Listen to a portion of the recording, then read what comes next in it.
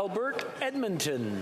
Mr. Speaker, instead of following the advice of CSIS to provide transparency and sunlight when it comes to Beijing's election interference, the Prime Minister announced what amounts to a cover-up, a secret committee with secret evidence and secret conclusions redacted by the PMO, all to bury the truth.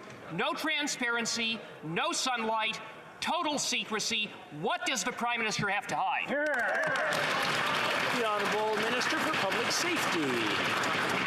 Mr. Speaker, honestly, I would have thought that my colleague was paying attention to the announcement yesterday when we said we would be appointing a special rapporteur who would possess the expertise and the knowledge to put forward a recommendation up to and including a public inquiry so that we could address the very serious allegations with regards to this matter. More importantly, this government has taken concrete action to combat foreign interference with the additional powers that we've given to our national security community, but with the additional transparency so that we can be upfront with Canadians. Mr. Speaker, the Conservatives continue to descend into partisanship.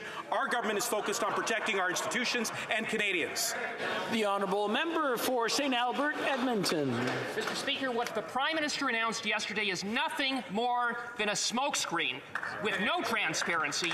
Indeed, the only thing that is transparent is the transparent attempt by Liberals to cover up what this Prime Minister knows about Beijing's election interference. And consistent with this, today at committee, the Liberals are filibustering to block the Prime Minister's Chief of Staff from having to testify. Why? What is the Prime Minister so afraid of? What does he have to hide? The Honourable Government House Leader. Mr. Speaker, I have every reason to believe that the member opposite, for the entirety of his life, has fought for Canadian democracy. I would believe that he knows that I have done the same. I believe that he would know every member in this House has done the same. I believe that the member opposite would also know that foreign interference is a threat to our democracy, that the objective of any nation to interfere in our democracy is not a threat against a party or a government. It is a threat against our democracy, and that, Mr. Speaker, we are united in making sure that foreign interference is repelled.